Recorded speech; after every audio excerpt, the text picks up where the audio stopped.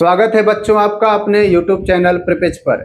आज की वीडियो में हम पढ़ेंगे राम लक्ष्मण परशुराम संवाद की व्याख्या, जो कि आपके गंगा पाठ पुस्तक में काव्य खंड का दूसरा पाठ है।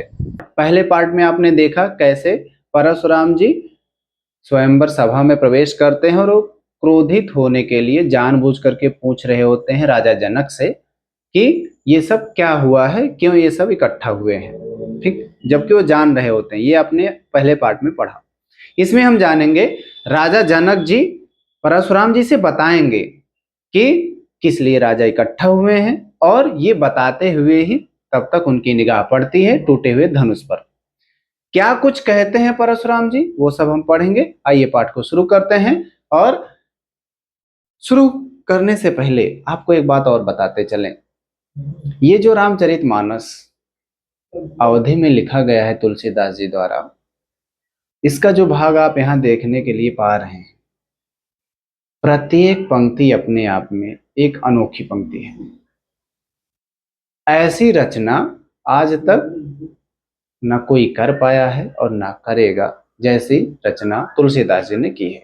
ठीक, ये अतिशयोक्ति है लेकिन ये सत्य है। ठीक, तुलसीदास जी, इनका जो जन्म है वो 1532 बांदा, और इनके बारे में जो बात है कि जन्म लेते ही इन्होंने राम शब्द बोला, और इनके बचपन का नाम इसलिए राम बोला रखा गया।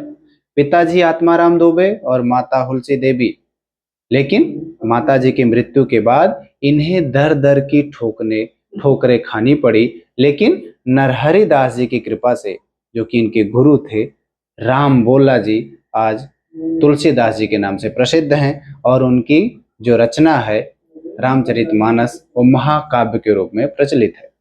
ठीक, आइए शुरू करते हैं। हमने कहा था आपसे पढ़ाते समय ही कि जो परशुराम जी हैं वह स्वयंवर सभा में प्रवेश कर चुके होते हैं और राजा जनक से पूछते हैं कि ये राजा, ये सब इकट्ठे क्यों हुए हैं, मुझे बताइए।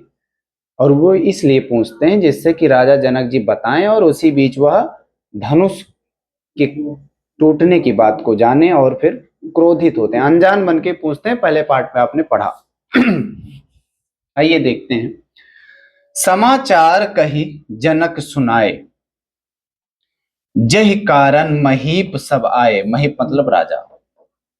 ठीक, राजा जनक जी परशुराम जी से सारी बातें, समाचार मतलब खबर ना, और वो खबर कौन सी थी, बात थी कि क्यों सभी राजा यहाँ इकट्ठे हुए हैं, उसको राजा जनक जी ने परशुराम जी से कहा कि जहि कारण, कारण मतलब क्या कारण था।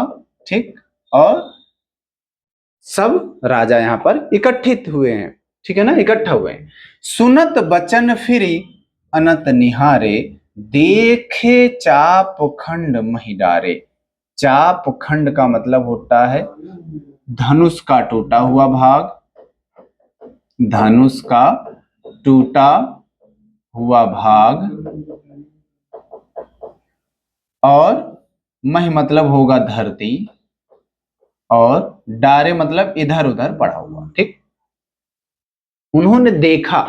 ठीक, क्या जनक जी की बात को सुना। सुनत बचन फिर अनत निहारे, निहारे मतलब देखना। ठीक, और ये देखे चाप खंड मही डारे, और उन्होंने देखा, उन्होंने शायद यहाँ डारे का अर्थ कुछ और बताया, तो यहाँ डारे का मतलब इधर उधर होगा, ध्यान रखना।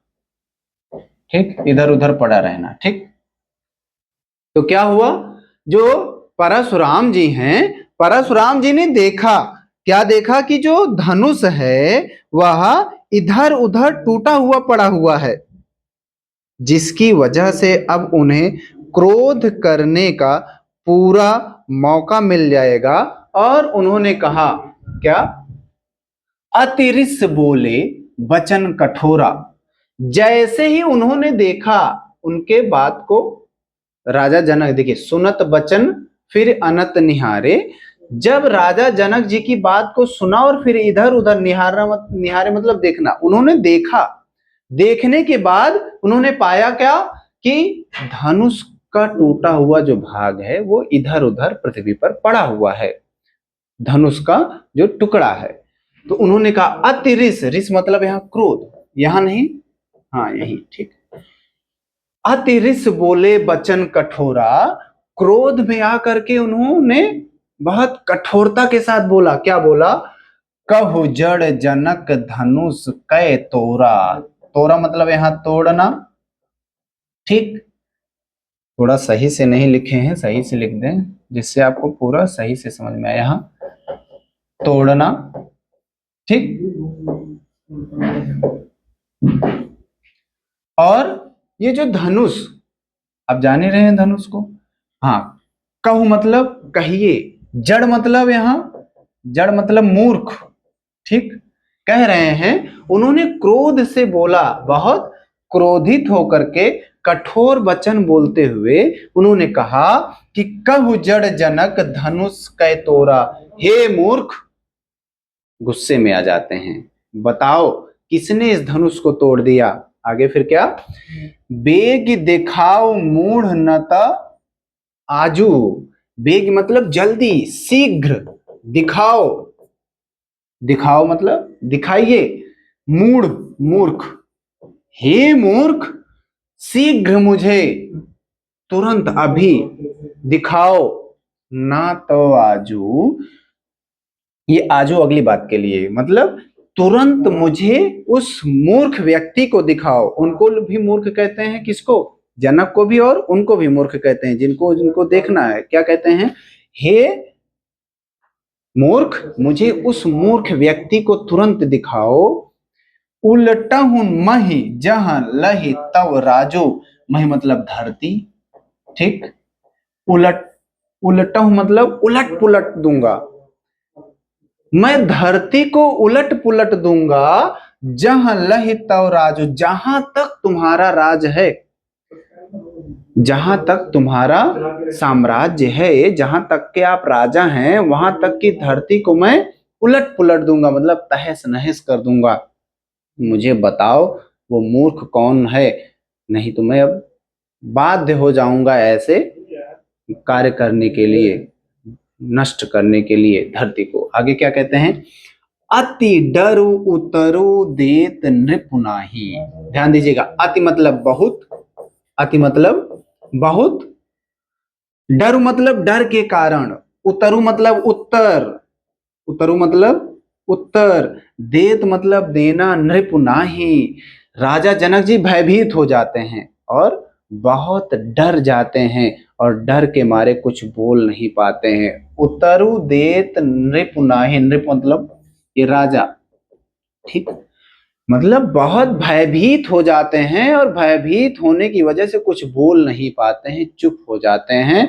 चुप होने के बाद फिर क्या, कुटिल भूप हर्षे मनमाही, कुटिल भूप मतलब यहाँ राजा, हर्षे मतलब खुशी ना, खुश होते हैं, मन मतलब अंदर ही अंदर, माही, तो जो वहां राजा बैठे रहते हैं, जिनको धनुष उठाने की हिम्मत भी नहीं हुई थी, जो धनुष को उठा भी नहीं पाए थे, लेकिन राम जी ने उठाते ही तोड़ दिया, धनुष को प्रत्यंचा चढ़ाते ही धनुष टूट गई, तो बाकी राजाओं को चिढ़ होने लगी राजा राम जी से कि इन्होंने धनुष क्यों तोड़ा। तो इस बात से वो चिढ़ रहे थे क्योंकि उनकी वहां पर बेइज्जती हुई थी, वो उठा नहीं पाए और कोई नौजवान आया, जो नई उम्र का राजकुमार आया और उसने धनुष को प्रत्यंचा चढ़ाती तोड़ दिया। कहाँ वो उठा नहीं पा रहे थे और कहाँ ये धनुष को ही तोड़ डाले। तो इस बात की खिन्न थी उनको, इसी बात से वे खिन्न थे, वे बाकी राजा। उन्होंने कहा कि मन ही मन जो उनके अंदर कुटिलता आ गई थी इसीलिए शब्द यहाँ प्रयोग हुआ है।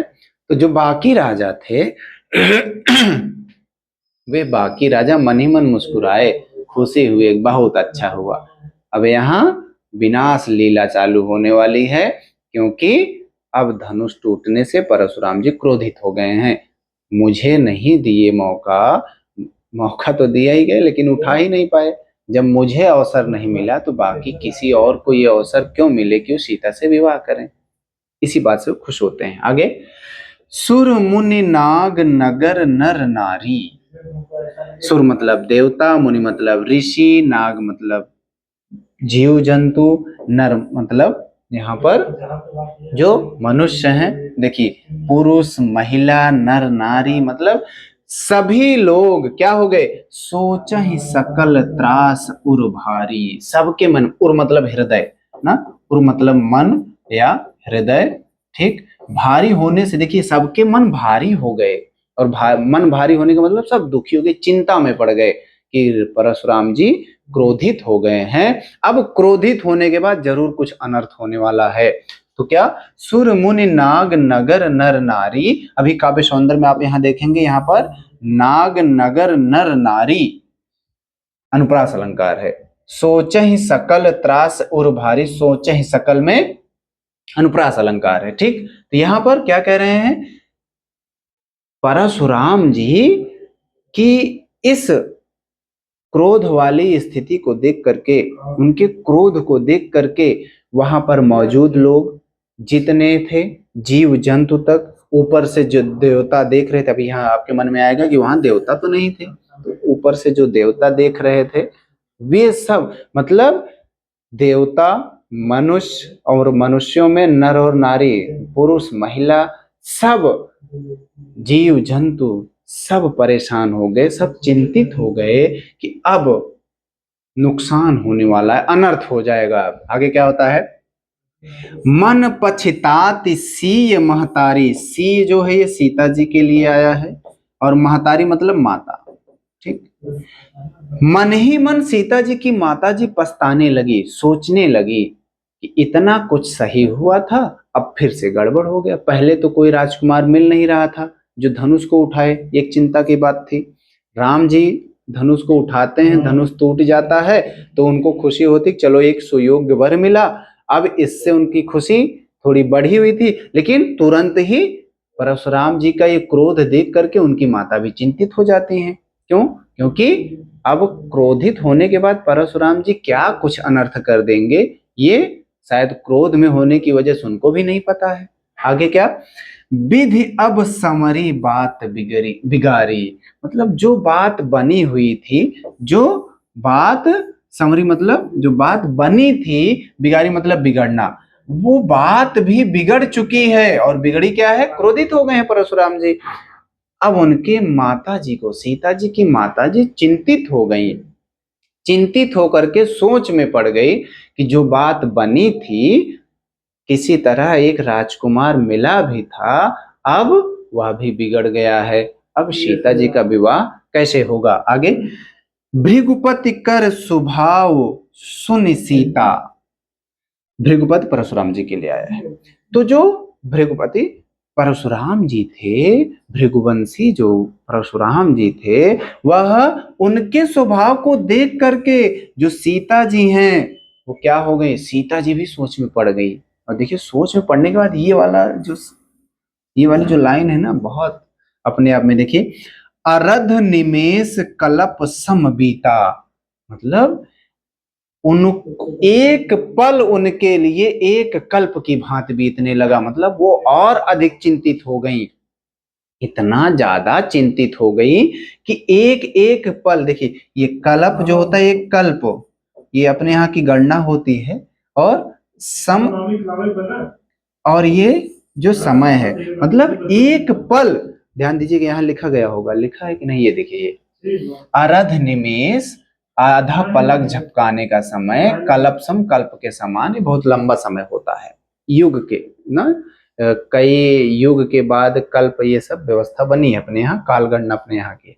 तो मतलब एक पल का समय, पलक झपकाने मतलब एक पल, एक पल क्या होता है, जितनी देर में आंख झपक जाए।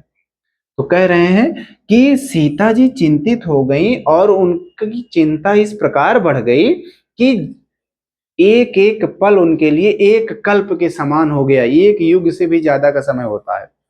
और ये मतलब समझ लीजिए, सीता जी बहुत अधिक चिंतित हो गई। सीता जी के चिंतित होने की वजह से अब राम जी का प्रवेश होता है। मतलब राम जी तो पहले से ही वहां होते हैं, अब राम जी बोलेंगे। देखिए क्या हुआ, परशुराम जी की बात सुनकर के सीता जी भयभीत हो जाती हैं, क्रोधित नहीं, भयभीत हो जाती हैं। और भयभीत होने के बाद वह सोचने लगती हैं, और इस प्रकार सोचती हैं कि उनका एक एक सेकंड, एक पल मतलब अब आप थोड़ा सोच में ना पड़े इसलिए, उनका एक सेकंड जो है वह एक कल्प के समान बीतने लगा। मतलब बहुत चिंतित हो गई वो, ठीक। और यहीं पर ये इतनी ज्यादा बात कही गई है, ध्यान दीजिएगा, यहाँ दो अलंकार हम कहेंगे। पहली बात तो यहाँ सम आया है, तो यहाँ उपमा अलंकार हो जाएगा, ठीक।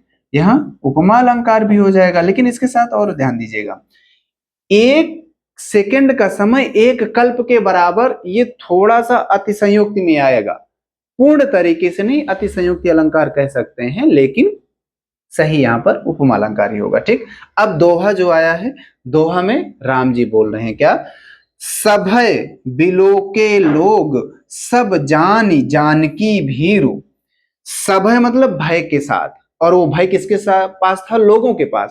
मतलब सब लोगों के भय को देख करके, सब बिलो के मतलब देखने, सबके भय को देखने के बाद लोगों के, और जानकी भीड़ मतलब भयभीत, जानकी जी के भयभीत होने की बात को जान करके राम जी तुरंत बोल पड़ते हैं। क्या बोलते हैं, हृदय न हरसो विषादो। ध्यान दीजिए, हृदय मतलब दिल में, न मतलब न हो, हरसो ये खुशी, हर्ष, हृदय में ना खुशी है, न विषाद, ना दुख है, कछु बोले श्री रघुवीर। अब श्री राम जी बोलते हैं, देखिए राम जी कितने विनम्र हैं, धनुष तोड़ देते हैं, जिस धनुष को कोई उठा नहीं पाया, उस धनुष पर प्रत्यंचा चढ़ाते हुए टूट जाए, इसकी भी उनको जरा से खुशी नहीं होती है, उन्हें घमंड नहीं होता है कि जो बड़े बड़े प्रतापी राजा नहीं कर पाए उसको, युवावस्था में ही राजकुमार हैं अभी राम जी, और उन्होंने अल्पायु में ही अपनी युवावस्था में धनुष को तोड़ दिया, प्रत्यंचा चढ़ाते ही धनुष टूट गई, लेकिन इस बात का जरा भी उन्हें घमंड नहीं है, वो इस बात से खुशी भी नहीं है, और ना ही किसी बात का दुख ही है कि जो क्रोध हुआ है परशुराम जी का, जो परशुराम जी क्रोधित हुए हैं, उनके क्रोध को देख करके भी ना दुखी होते हैं, ना धनुष तोड़ने का उनको तोड़ने की खुशी होती है, बल्कि सम मतलब जो स्थित प्रज्ञ शब्द कहेंगे हम राम जी के लिए, राम जी स्थित प्रज्ञ है, मतलब जो हर समय में एक सा रहे, ना दुख में दुखी, ना सुख में खुशी। इस बात के प्रमाण जो है वो राम जी, मतलब राम जी इस बात, देखिए इस तरह का स्वभाव लेकर के राम जी आते हैं, कुछ बोलते हैं। क्या कुछ बोलते हैं, वीडियो ज्यादा लंबी ना हो, देख लेता हूं, वीडियो ज्यादा लंबी ना हो, इसके लिए आपको ये पार्ट यहीं तक आप पढ़िए, इसके आगे वाली जो बात है ये देखिए, ये हाँ गया भाई, ये वाली लाइन, इस लाइन को मैं अगले पार्ट में आपको पढ़ाऊंगा, आप अगला पार्ट जरूर देखिए, और उससे पहले आपको और बताते चले, पूरे की एक बार में जब हम व्याख्या बताएंगे तो क्या हो जाएगी कि प्रस्तुत पंक्तियों में उस समय का वर्णन है जब राजा जनक जी के दरबार में, जो कि सीता स्वयंवर के लिए सजा हुआ था, परशुराम जी का प्रवेश होता है। तो परशुराम जी राजा जनक जी से पूछते हैं कि ये सब क्यों इकट्ठे हुए हैं। राजा जनक जी उन्हें बताते हैं कि सीता के स्वयंवर के लिए सब राजा यहाँ एकत्रित हुए हैं। इसी बीच उनकी निगाह धनुष जो कि टूटा हुआ था, शिव धनुष के टूटे हुए टुकड़े पर पड़ती है, और वो इस बात से क्रोधित हो जाते हैं।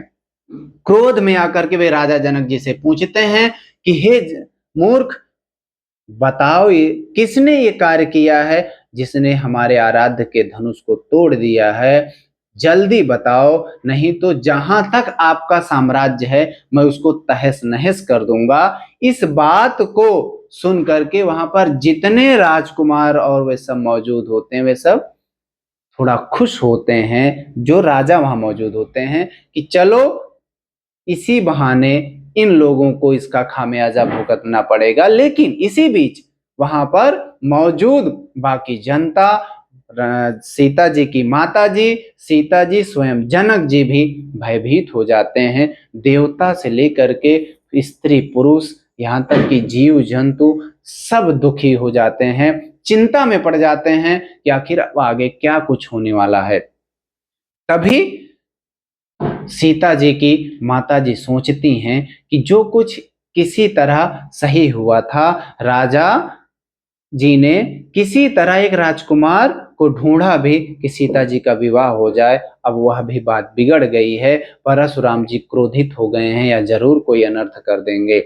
यही बात उनकी माता जी सोच करके चिंता में पड़ जाती हैं और इसी बीच सीता जी भी इसी बात को लेकर के चिंतित हो जाती हैं। और सीता जी चिंतित इस प्रकार हो जाती हैं कि उनका एक एक सेकंड एक कल्प के समान, एक कल्प बीतने के समान हो जाता है। मतलब बहुत दुखी हो जाती हैं, उनका एक पल भी बीतना मुश्किल हो जाता है। इसी बीच में तब तक इन सब की जो भयभीत की दशा है देख करके राम जी का आगमन होता है। राम जी आगे बढ़ते हैं और आगे आकर के बोलते हैं, और बोलने के पहले तुलसीदास जी बताते हैं, दोहा की बात करेंगे, और फिर दोहे में तुलसीदास जी ने राम जी का सचित्र वर्णन किया है कि राम जी कितने धीर गंभीर और स्थित प्रज्ञ व्यक्ति हैं। उन्होंने ना तो खुशी जाहिर की ना दुख जाहिर किया, बल्कि विनम्रता से पूछते हैं। और क्या पूछते हैं?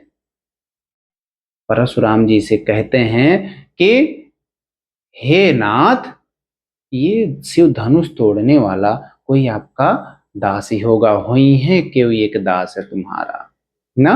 नाथ शंभु धनु भंज निहारा, हुई है क्यों एक दास तुम्हारा। ये वाली लाइन है राम जी की, कितनी विनम्रता से कहते हैं ना। ये वाली लाइन जो मैंने अभी आपको बताया कि नाथ शंभु धनु भंज निहारा, हुई है क्यों एक दास तुम्हारा, ये वाली लाइन की व्याख्या और इसके साथ और भी जो बातें हैं उसको हम अगले पार्ट में पढ़ेंगे, ठीक है ना। अभी के लिए इतना ही।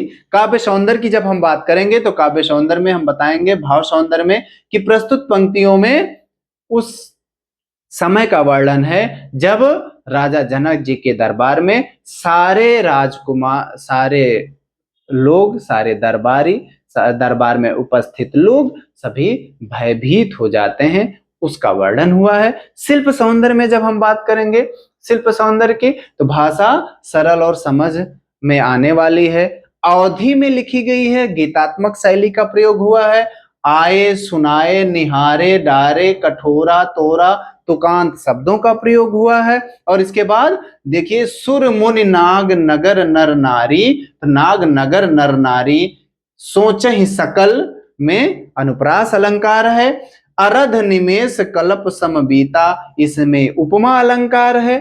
ठीक, ये इसमें काव्य सौंदर्य के अंतर्गत शिल्प सौंदर्य में आएगा। अभी मैंने जो आपको बताया उसका जो लिखित रूप है वो आपके सामने यहाँ पर है। मैं थोड़ा साइड होता हूँ, आप इसको नोट कर लीजिए। ये व्याख्या हुई जो मैंने बताया, और ध्यान देंगे ये वाली जो लाइन है ये दोहा की व्याख्या है, ठीक, और यहां से लेकर के यहां तक चौपाई की बात है, ठीक।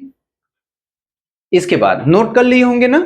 इसके बाद आगे बढ़ते हैं। देखिए, जो मैंने आपको काव्य सौंदर्य बताया, देखिए वो काव्य सौंदर्य भी यहाँ पर है। एक चीज और हम आपको बताना भूल गए, यहाँ बिंब की बात आई है, तो दृश्य बिंब, इसका मतलब जो उनकी सुर मुनि नाग नगर नर नारी सोचे सकल त्रास उर भारी, ये क्या है?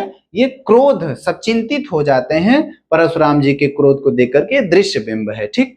ये नई बात आई, इसमें जोड़ा है मैंने। बाकी सारी बातें जो मैंने आपको बताया वही है। इसको आप पढ़ते रहिए, समझ में आया होगा ना। इसको आप पढ़ते रहिए, दोहराते रहिए, अपनी पढ़ाई को मजबूत करते रहिए। और मिलता हूं मैं आपसे अगले वीडियो में, और इसके अगला आगे वाला पार्ट लेकर के, ठीक। आप वीडियो के अंत तक बने रहे, इसके लिए आपका बहुत बहुत धन्यवाद।